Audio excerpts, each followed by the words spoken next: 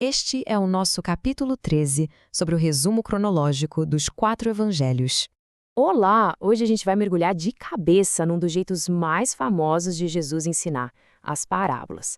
Vamos explorar como Mateus e Marcos usam essas histórias para falar sobre o reino. E o mais fascinante é justamente perceber como cada autor dá a sua própria pincelada, sabe? Com algumas histórias que são exclusivas e outras que, apesar de serem a mesma, são contadas com umas diferenças bem interessantes. Então, o nosso roteiro de hoje vai ser assim, ó. Primeiro, vamos entender o que afinal são as parábolas. Depois, a gente dá uma olhada numa história que só Marcos conta. E, na sequência, uma série de contos que só tem em Mateus. Aí, vamos comparar como os dois narram a mesmíssima história. E, para fechar, vamos descobrir como Jesus revelou o significado por trás de tudo isso só para os discípulos. Ok, vamos começar. Jesus tinha esse costume. Quando ensinava para multidões, ele usava parábolas. Era o jeito dele de falar sobre um conceito que era super central, mas também bem complexo. O reino de Deus, ou, como Mateus gostava de chamar, o reino dos céus. Mas afinal, o que é uma parábola? Pensa assim, é como se fosse uma ponte. É uma história simples, tirada do dia a dia da galera daquela época, coisas de agricultura, pesca, do lar, só que ela carrega um significado espiritual super profundo. Basicamente, uma história da Terra com uma verdade lá do céu. E olha, usar parábolas não era por acaso, não. O Evangelho de Mateus faz questão de ligar esse método de ensino com uma profecia antiga. Isso mostra que tinha um propósito divino ali, revelar verdades profundas através de histórias simples. Elas ficavam acessíveis para uns e, ao mesmo tempo, meio que escondidas para outros. Agora vamos começar a ver as particularidades, as joias de cada evangelho. Começando por Marcos, que nos apresenta uma parábola que, olha só, a gente não encontra em mais nenhum lugar. É a da semente que cresce em segredo. O legal dessa parábola está na simplicidade e no mistério dela. Pensa bem, um homem joga a semente na terra. E aí ele vai viver a vida dele, dorme, acorda, e a semente, por conta própria, começa a brotar e crescer. Ele nem entende direito como, o processo simplesmente acontece, independente da ação dele. Isso é uma ilustração fantástica da natureza do reino de Deus. Ele tem um poder e um crescimento próprios que funcionam de um jeito misterioso até a hora da colheita. É uma sacada teológica fundamental no livro de Marcos. Agora, vamos pular para Mateus. Se em Marcos a gente teve uma parábola exclusiva, aqui em Mateus a gente tem uma verdadeira coleção, um monte de histórias que focam em temas bem específicos, como o valor das coisas e o julgamento final. Dá uma olhada na quantidade de material exclusivo que tem aqui.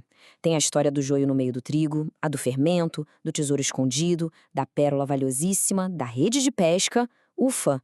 Fica claro que Mateus está construindo um argumento bem robusto, com várias facetas sobre o que é esse reino.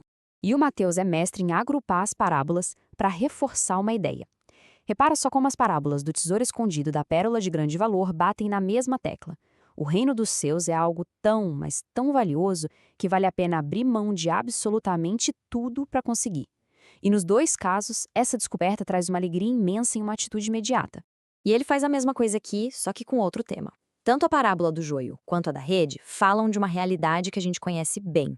O bem e o mal existem juntos neste mundo, lado a lado. Mas as duas histórias apontam para um momento lá na frente, a colheita, ou o fim da era, quando vai rolar uma separação definitiva.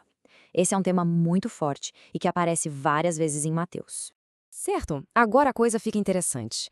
É aqui que comparar os evangelhos se torna uma experiência fascinante. Tanto Mateus quanto Marcos contam a parábola do grão de mostarda, só que cada um coloca o seu tempero, revelando a sua própria perspectiva. As diferenças aqui são sutis, mas fazem toda a diferença. Os dois começam falando da menor das sementes. Mas presta atenção, Mateus descreve ela virando uma árvore, um lugar onde os pássaros fazem seus ninhos. É uma imagem de permanência, de um lar. Já o Marcos, ele diz que ela se torna a maior de todas as hortaliças, oferecendo abrigo e sombra. Percebe a nuance? Essas pequenas variações mostram como cada autor ajustava a história para dar ênfase em pontos específicos para o seu público. Bom, enquanto a multidão ouvia só as histórias, os discípulos tinham um acesso, digamos, VIP. Mateus, em especial, nos dá uma espiadinha numa dessas conversas particulares, onde o significado escondido de uma das parábolas mais complicadas é finalmente revelado. Esse é o momento-chave. Os discípulos chegam perto e pedem para explicar melhor. Eles sacaram que tinham algo a mais ali, que não era só uma historinha sobre fazenda. Eles queriam o código para decifrar a mensagem, e Jesus estava pronto para entregar. E isso aqui ilustra perfeitamente o nível de detalhe que só Mateus nos dá. Jesus não dá uma explicação vaga. Ele entrega, basicamente, uma legenda completa, um guia de símbolos. Cada elemento da história tem uma correspondência direta com uma realidade espiritual.